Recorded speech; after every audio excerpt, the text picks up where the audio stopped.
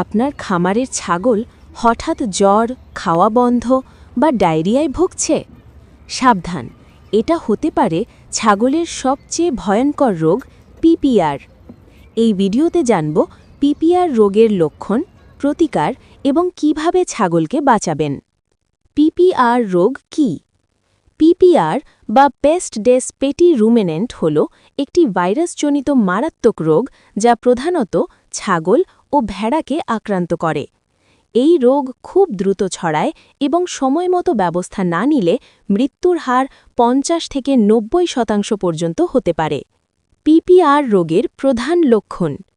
PPR রোগে আক্রান্ত ছাগলের মধ্যে সাধারণত দেখা যায় হঠাৎ উচ্চ জ্বর ১০৪ থেকে ১০৬ ডিগ্রি, খাওয়া বন্ধ করে দেওয়া, চোখ ও নাক দিয়ে ঘন পানি বা পুজ পড়া, মুখের ভেতর ও জিহ্বায় ঘা, দুর্গন্ধযুক্ত ডায়রিয়া, শ্বাস নিতে কষ্ট, কাশি, শরীর দুর্বল হয়ে হাঁটতে না পারা, শেষ পর্যায়ে মৃত্যু।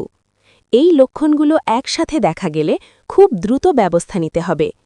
পিপিআর রোগ হলে কি করবেন? মনে রাখবেন, পিপিআর রোগের কোনো সরাসরি ওষুধ নেই, কারণ এটি ভাইরাসজনিত।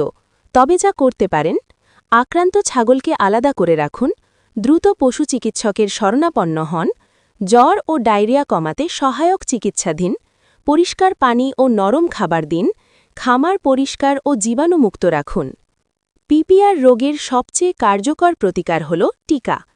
ছাগলকে বছরে একবার পিপিআর ভ্যাকসিন দিতে হবে, সাধারণত ৪ মাস বয়সের পর টিকা দেওয়া নিরাপদ। টিকা দেওয়া ছাগল অনেকাংশে আজীবন সুরক্ষিত থাকে। প্রতিরোধের জন্য গুরুত্বপূর্ণ পরামর্শ। পিপিআর প্রতিরোধে মনে রাখবেন, নতুন ছাগল কিনলে ১৪ দিন আলাদা রাখুন, অসুস্থ ছাগলের সংস্পর্শে এড়িয়ে চলুন, খামারে নিয়মিত জীবাণুনাশক ব্যবহার করুন, প্রতি বছর সময়মতো ভ্যাকসিন নিশ্চিত করুন। আপনার খামারের ছাগলই আপনার সম্পদ। সময়মতো টিকা ও সচেতনতা থাকলেই পিপিআর রোগ থেকে রক্ষা সম্ভব। ভিডিওটি উপকারী হলে লাইক দিন, শেয়ার করুন আর এমন কৃষি বিষয়ক ভিডিও পেতে চ্যানেলটি সাবস্ক্রাইব করুন।